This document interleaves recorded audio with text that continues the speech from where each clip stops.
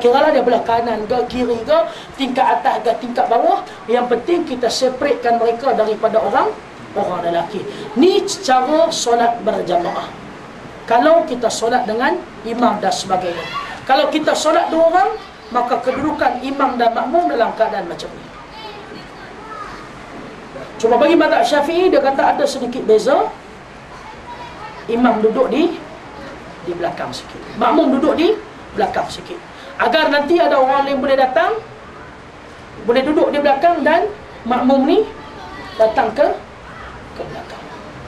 Nampak tak? Ataupun kita ke tengah solat, ada orang datang, dia solat tapi tuan-tuan duduk di sini, bukan duduk di belakang, ataupun bukan boleh duduk di tepi. Kita orang solat fardu boleh solat di belakang orang sunat, atau boleh solat di belakang orang solat fardu. Kita masuk dalam masjid lepas solat maghrib, ada sahabat tengah solat, kita pun Allahu Akbar tepi dia.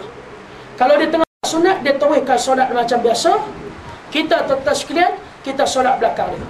Kalau dia pun terlewat, dia tengah solat fardu, ada orang tumpang solat belakang dia, kawan tu solat fardu, maka contohnya dia tengah baca Fatihah bagi selesai, dia tengah baca watini wazifun turisini, tiba-tiba ada Allahu Akbar, dia terus boleh angkat suara dia, wa hadzal baladil amin laqad khalaqnal insana fi ahsani taqwim.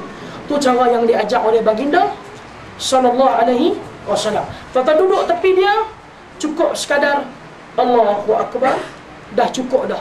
Jangan buat macam orang Melayu duk buat. Orang Melayu kan pandai pasang aksesori. Dia pipi dia buat apa? Nampak dulu. Allahu Akbar. Ada orang kata tak betul, kena angkat takbir dulu baru tampak. Tu pun tak betul. Saya tengok lagi teruk. Allahu Akbar. Tunjuk dengan kawan tu. Kita duduk tepi dia, Allahu Akbar, solat. Sudah memudahkan. Kita tuan-tuan sekalian, bila ada orang solat, kita tahu, kita terus berjamaah dengan dia. Tak payah dah tukar niat. Orang Melayu kata tukar niat, tak payah. Kita tahu dah ada orang solat, tapi kita terus berjamaah. Tak payah dah aku tukar sekarang imam apa jadi imam masjid mana tak tahu, masjid haram sementara ke, tak payah. Teruskan solat macam biasa. Wallahu a'lam. Soal walaupun dia mumayyiz tapi dia belum bersunat. Belum sunat ni masalah orang Melayu, bukan masalah agama. Belum sunat ni masalah orang Melayu saja. Sebab tu kalau kita tengoklah kitab hadis dan sebagainya, tak timbul masalah bersunat. Tak timbul. Orang kata orang Arab dulu tak apalah ustaz, Nabi letak dia satu sah dengan orang tua-tua sebab dia bersunat kecil-kecil lagi. Memang betul. Kecil-kecil dia bersunat, tuan-tuan, dia tahu ke basuh kencing berak dia macam mana? Dia tak tahu lagi. Nampak tak? Baik, dia cerita kepada kita masalah sunat. Orang Arab dulu, dia anak dia kecil-kecil, dia sunat. Baik, masalah orang perempuan bersunat. Kebanyakan ulama sebut orang lelaki saja bersunat dan perempuan tidak bersunat. Nabi sendiri, Nabi dukung cucu Nabi SAW yang bernama Umamah, anak kepada Zainab. Nabi dukung dia dalam solat. Dan ulama sebut Umamah masa itu tidak bersunat kerana dia merupakan budak perempuan, dan ketika itu budak perempuan disebut tidak bersunat. Yang bersunat kita saja yang berpegang kepada mazhab Imam Asy-Syafi'i, tak ada masalah. Yang penting Nabi dukung cucu Nabi SAW yang bernama Umamah. Orang Melayu pandai-pandai lah tuan-tuan. Saya pun pening tuan-tuan. Budak bersunat kena, kalau kita batal semayang, kita semayang kucing kena kita kucing sebatas semayang. Kita batal semayang. Tuan-tuan cuba tengok dalam kitab fiqh, tengok tak pernah disebut benda ni. Kita yang pandai-pandai tambah-tambah dan sebagainya. Allahu a'lam. Soal.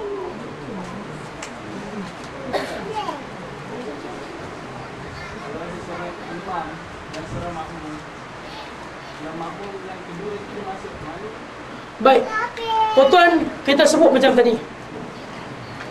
Dia solat macam ni dengan imam. Berdasarkan hadis tadi tuan-tuan, yang Anas bin Malik solat dengan Nabi, Anas bin Malik kata wasafaftu ana wal yatimi wara'ihi. Mereka dua orang, mereka duduk di belakang Nabi. Ulama bagi tahu kepada kita, kita solat mula-mula berjamaah macam ni, betul tak? Tiba-tiba kita datang nak sertai jemaah ni, maka kita duduk di belakang imam, dan orang ni dia akan turun di belakang, maka jadilah satu saf yang sempurna di belakang imam. Cuma ni kalau imam dan makmum tu dah tahiyat. Baik, macam mana imam dan makmum dah tahiyat akhir dah? Macam mana keadaan dia tuan-tuan sekalian? Dia datang, dia tetap duduk di belakang imam, dia pun terus takbir dan duduk tahiyat akhir. Kemudian solat macam biasa. Cuma ada ulama sebut dalam keadaan macam ni, maka dia datang dan duduk di sebelah kanan si makmum yang pertama tadi. Dua-dua jaiz, dua-dua dibolehkan oleh agama. Allahu a'lam. Soal? Boleh masuk kan? Ada jemaah kelas sekali ada bukan ada 10 orang. Kita dia ke tengah tu jadi imam. Kita jaga tak? Macam mana? Kita masuk. Ada jemaah yang kelas tu ada lagi snack. Ada beda 10 orang. Kita yang tengah tu jadi imam. Kita jaga. Macam mana? Tuan-tuan masbuk, tuan-tuan nak pilih yang tengah ke, yang tepi ke, yang belah mana? Baik, kalau tuan-tuan solat dan sebagainya, tiba-tiba di ruang ni ada kosong. Kita diminta supaya duduk dan di tepi dia. Tak payah kita duduk di belakang dia. Kalau memang semua dah penuh, tuan-tuan boleh pilih yang betul-betul di belakang imam, duduk Allahu Akbar takbir dengan dia sudah memadai. Maka kita berimam dengan dia dalam keadaan kita tak duduk tepi dia kerana tak ada ruang, kita duduk di belakang dia. Allahu a'lam. Soal? Maksudnya imam tahu tak dia jadi imam maksudnya? Baik, Nabi ajak kita macam mana tuan-tuan? Nabi ajak kita tuan-tuan sekalian, kita duduk Allahu Akbar, kita hanya angkat takbir saja. Jangan pergi bagi tahu dia kita nak berimam dengan dia, jangan pergi pegang bau dia dah. Kita cukup Allahu Akbar, sudah memadai. Dia yang dengar, dia pun boleh tahu apa dia angkatkan sedikit suara dia. Wallahu a'lam. Soal? Habis dah tuan-tuan, sikit lagi nak 15 minit lagi. Baik. Kita memang rapatkan saf, tapi akhirnya tahiyat akhir kita tak dapat duduk tahiyat akhir sebab rapat sangat. Nanti saya akan cerita masa tahiyat akhir, nanti peringatkan saya insya-Allah. Kita buat ikut bab-bab soalan. Kalau kita masbuk, kita angkat Allah imam tu. Kita satu tak. Tak dengar apa dia? Kalau kita imam, kita masbuk, kita angkat Allah baca Fatihah lagi imam duduk. Kita satu tak. Nanti ingatkan saya masa kita baca Fatihah nanti saya akan terangkan lagi insya-Allah. Kita ikut bab sebab takut nanti kita ambil pasal. Baik, kemudian tuan-tuan, akhirnya saya nak sebut kepada tuan-tuan untuk malam ni sebelum kita sambung esok, akhirnya masalah qiyam. Masalah qiyam. Qiyam ni ruknun min arkanis solah. Ulama kata qiyam ni merupakan perkara yang merupakan rukun kepada rukun solat. Siapa yang solat fardu dalam keadaan dia tidak berdiri tanpa ada apa-apa alasan, maka solat dia tidak sah sama sekali. Dia solat fardu tanpa apa-apa alasan, dia tak mau berdiri, dia duduk, solat dia tidak sah sama sekali. Kecuali dalam beberapa keadaan macam tadi kita sebut atas kenderaan, dia tak boleh berdiri atau dia sakit ke dan sebagainya, kaki patah dan sebagainya, maka dia boleh duduk. Dan untuk orang yang solat sunat, walaupun dia mampu berdiri, dia tak mau berdiri, dia duduk, solat dia sah. Nabi bagi tahu kepada seorang sahabat yang tengah solat, Nabi kata kalau boleh berdiri, berdiri. Kalau tak boleh duduk, kalau tak boleh berdiri, duduk. Dan bila duduk, dia dapat setengah pahala daripada orang yang solat berdiri. Kalau dia tak ada alasan apa dia duduk, maka solat dia sah.